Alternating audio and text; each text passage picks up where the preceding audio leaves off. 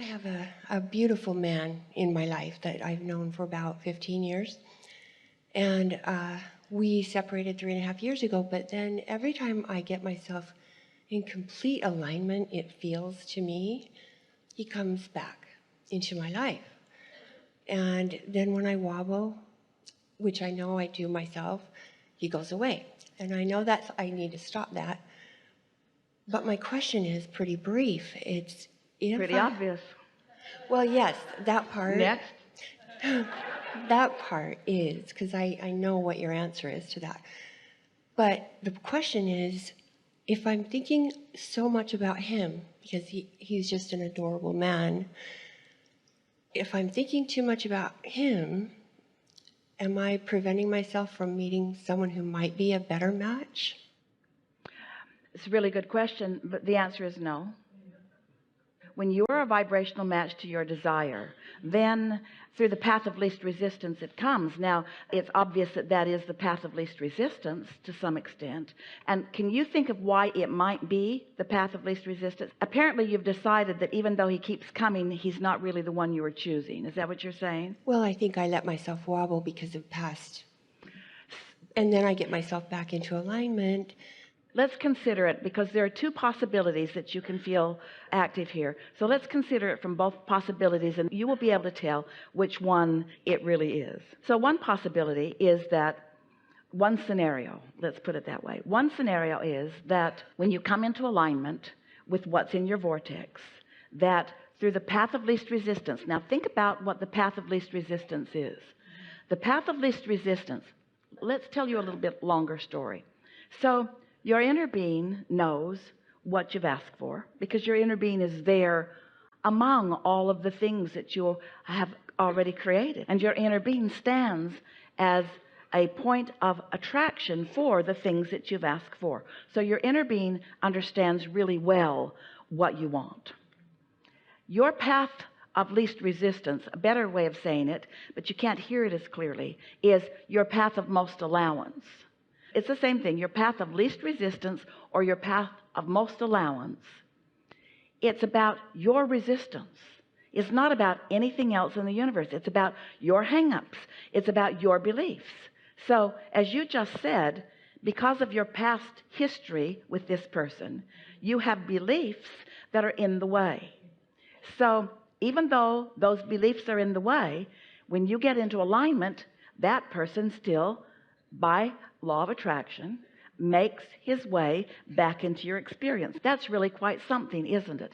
Even with all the beliefs that you hold, that keeps happening. So that's one scenario. So then another scenario is that you have this desire for a wonderful relationship, and that you get lined up with it, and that there are those out there that are good matches for you, but the very best match is that person, and that's why he keeps coming to you.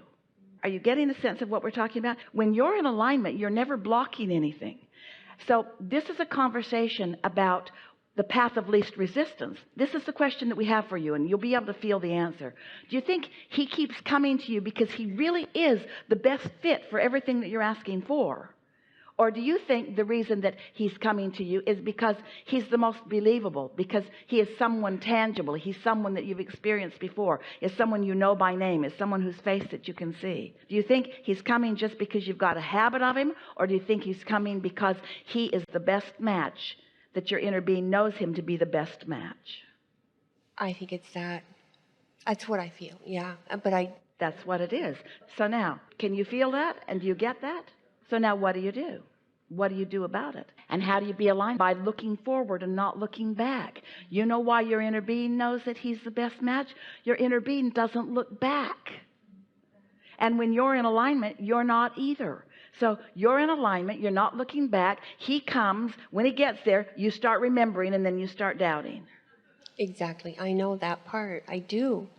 So that was easy. That part was, yes, and you're right. That was easy. Enough? Yes.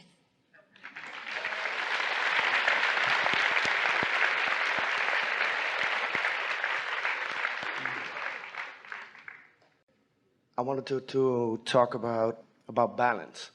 You already said a little bit about it, but About what? about balance in the beginning. Balance? Yeah, balance.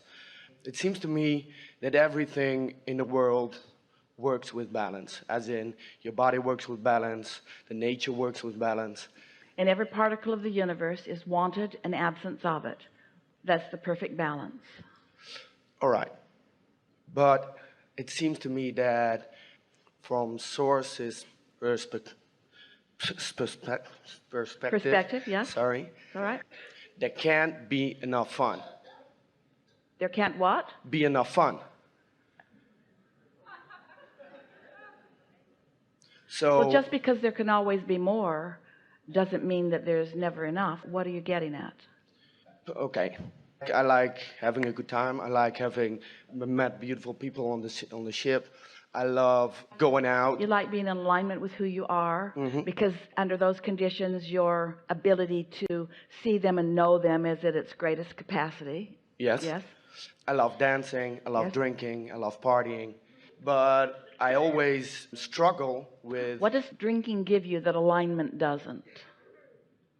We're not criticizing drinking. We're just asking the question, what does drinking give you that alignment doesn't? I think it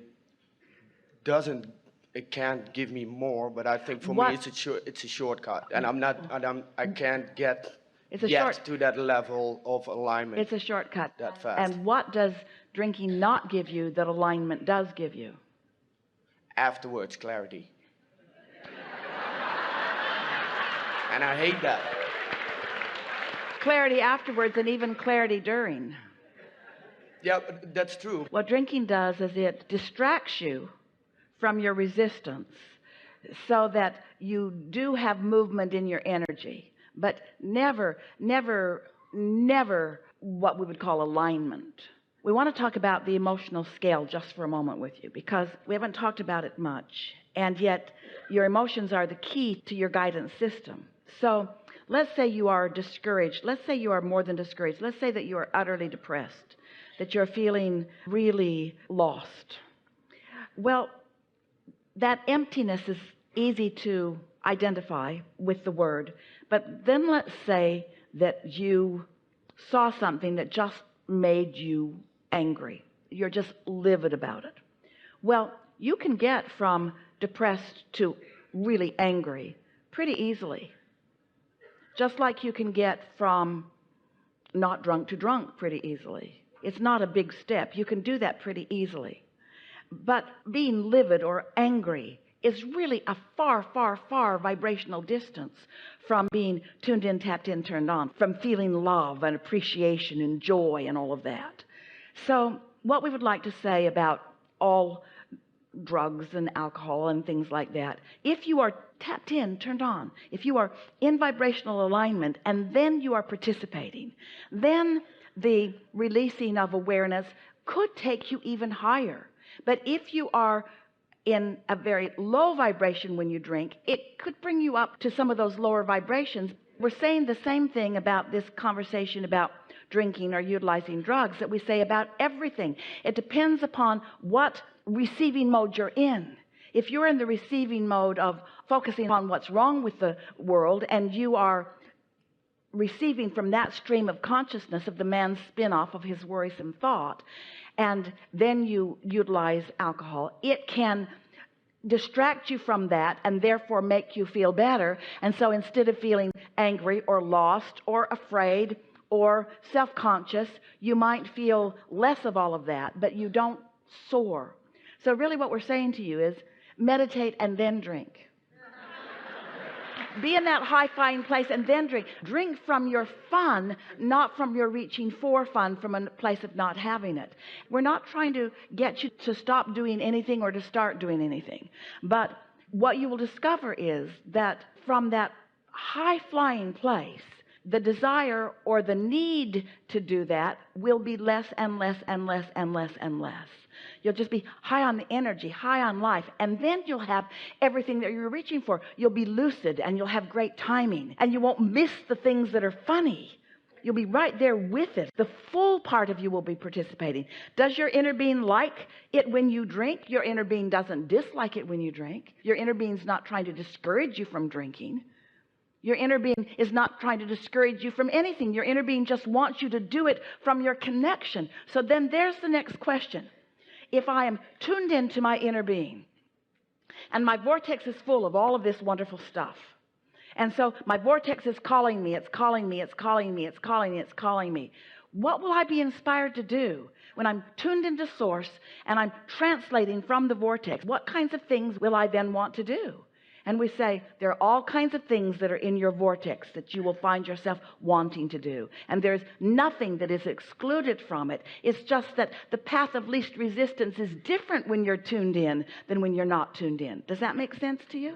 There are a lot of people that are well tuned in that are still inspired to do something to even feel better. But it's a whole different thing. You don't lose consciousness. You don't lose awareness.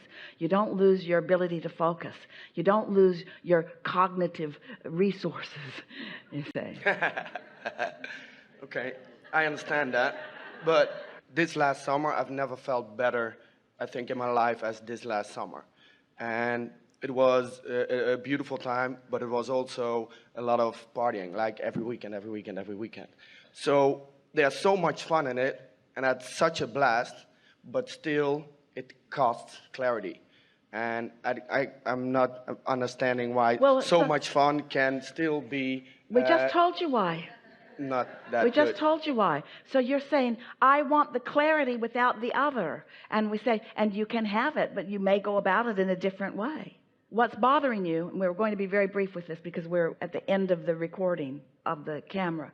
When you worry about not fitting in with those who are drinking, when that matters more to you than the exhilaration of being in sync with your inner being, then you're not utilizing your guidance system. We're not saying don't do that. We're just saying once you know what it's like to be tuned. Have you ever had fun without drinking? Of course.